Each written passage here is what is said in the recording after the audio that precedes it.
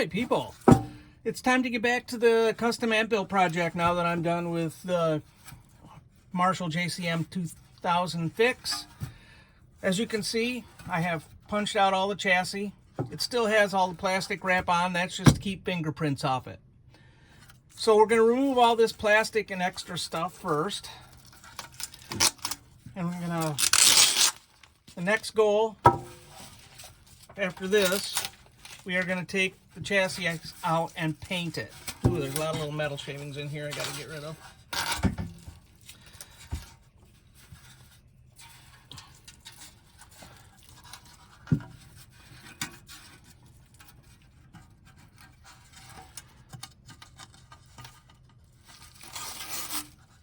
By leaving all this plastic on, I kept the chassis from being all full of fingerprints and stuff that make it more difficult to paint. But paint it we will. As you can see, there's a bunch of metal shavings here that will have to go. Alright, on the inside, this hole right here is going to be where I put the ground coming in for the power. So I'm going to cover this spot with a sticker so that it doesn't get coated in paint and I don't have to scrape paint off it. We'll remove it when we assemble things, but that's just for now. Okay, let's remove this.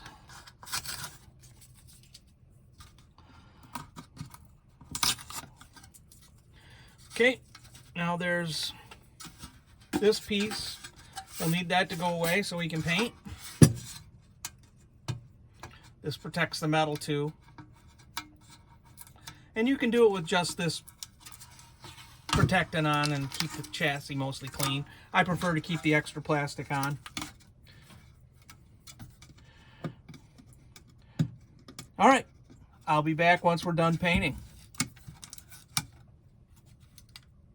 Hi everybody. Sorry about the long delay. I caught a bad cold and it really knocked me down and kind of took away my voice and my breathing capacity, so I really wasn't up to shooting videos. I did paint the chassis. I used a hammered paint style, something I just happened to have on the shelf that I thought would look good. And it does, it looks really nice. So the first thing we need to do is remove this sticker that we put in there last time, because that's going to be my grounding point for the incoming power. I want it to make good contact with the chassis. And there we go. Now we need to start mounting the various parts. One thing I did when I started building amps is I bought all kinds of hardware from Mouser. And when I tear things apart, I save the screws, I sort them so that I have all kinds of different sizes as necessary. I also have all kinds of different nuts. And I also have a drawer full of washers and lock washers. You'll want them. If you're just going to build a one-off amp, just buy the pieces that you need. If you're going to do this as a hobby, you probably want to buy them in bulk because they're a lot cheaper that way. So let's start with putting in the power. I cut out the square area. I have one of these that makes it easy for the power plug to fit in it. Now we need to put together, get a couple screws that'll fit in there. These look to be about the right size. Good. We'll get a couple nuts for those. Nuts. Where's the right side nuts? There we go.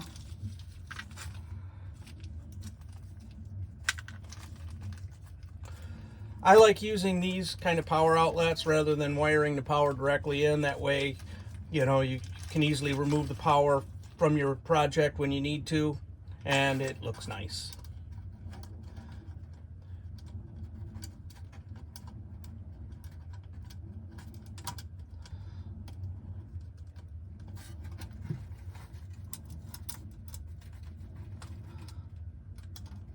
And get on there.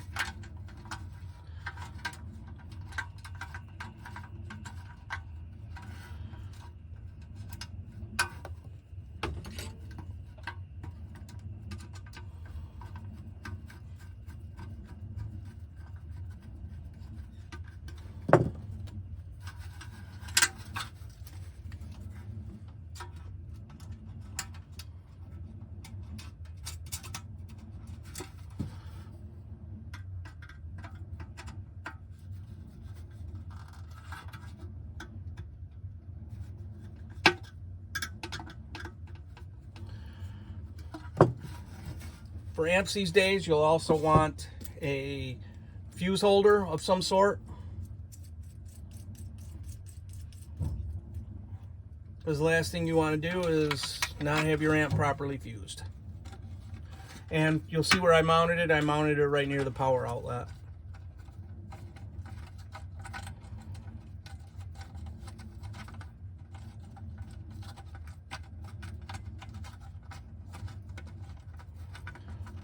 These silly plastic threads can be a little difficult at times. There we go. I don't over tighten things, at least at this stage, in case I have to take them back out. At the end, you'll Psionic says, you'll want to double check, make sure everything's been all snugged up. Okay, input output. Here's the output jack. Again, it's mounted right near the output transformer.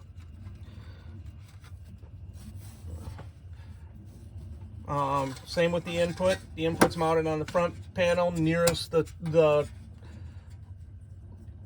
first amplification stage. Not sure if I made these quite big enough for these plastic ones. Originally I had used standard metal jacks, but I changed my mind. I think I'm going to use these plastic ones. Since this is an all metal chassis, I don't want a ground through the whole chassis. I want to keep them insulated from one another. We'll have to come back to those because I'm going to have to change the hole size, use a reamer on them, something. So now we'll put in the tube sockets.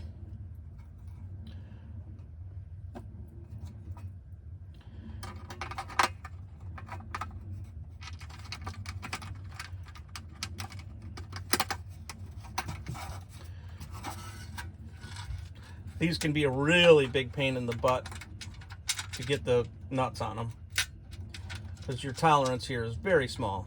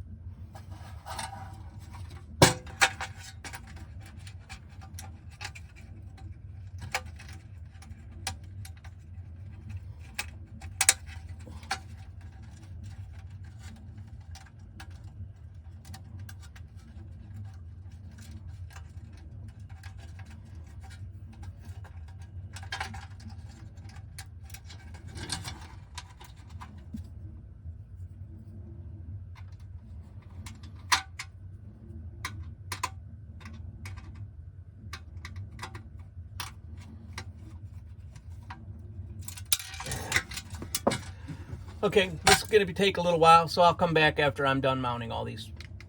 All right, I have the tube sockets mounted. You could potentially mount these on your circuit board if you wanted to. You just have to drill bigger holes so that the tubes can stick up through the chassis. I kind of prefer them to be chassis mounted for cooling purposes, and this way the heat won't follow the wiring down to the capacitors and then resistors and cause damage or cause them to go out of spec. These, I drilled the hole slightly too small because I drilled it for a different size piece. I originally drilled them to fit these. These are slightly larger. It's hard to tell, but they are. So, in order to make the holes a little bigger, I use one of these. It's a reamer. You just put it in the hole and spin it around and it'll make the hole a little bigger. We don't have to go much. There's only a millimeter or so difference in the size of these particular components. But this is the easy way to do it without having to re-drill. There we go. See how easy that was? Very easy.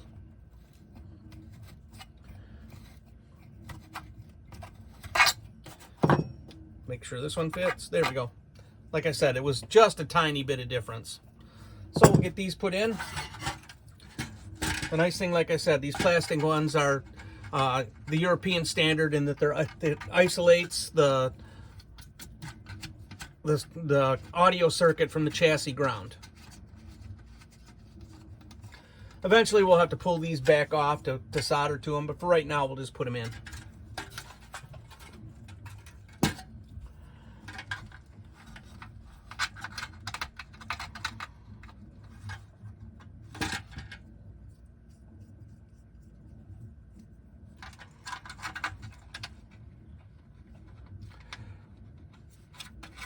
If you're in Europe, you have to use these plastic ones by law.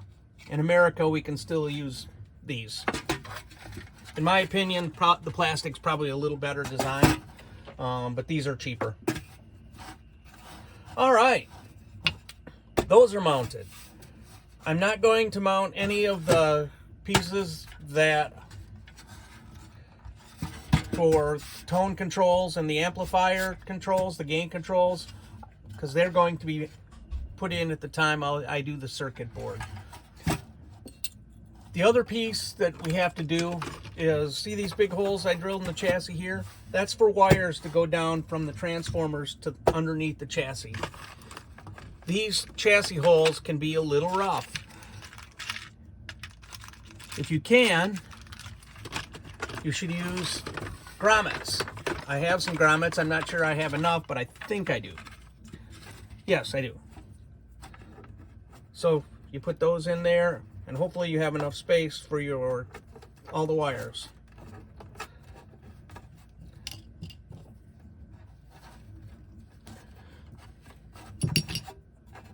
These, again, you can get them at Mouser.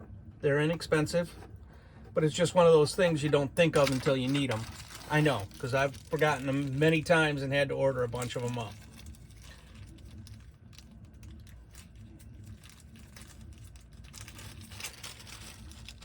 Here's some more of them. I need 3 of them.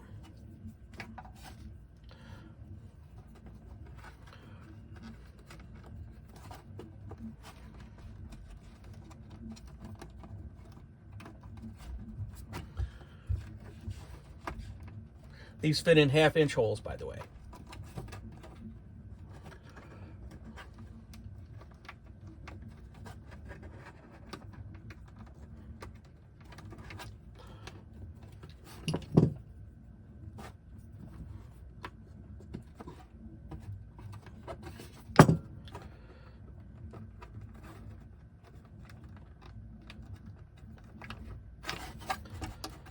Okay, there we go. We've got the grommets put in, tube sockets put in. Most of the stuff on the back will be a switch here.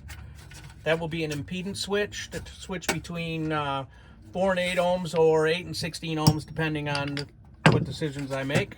It'll probably be between 8 and 16. Next, we have to mount these brackets. These brackets I've designed so that these can all mount in different directions, oriented so that they don't interfere with one another. I didn't think to paint these when I painted the chassis, so before I advance to the next stage, I'm going to paint these so that they look nice. So I guess that's it for right now. I'll come back to you when I'm ready to do the next step. Thanks all, and until the next one.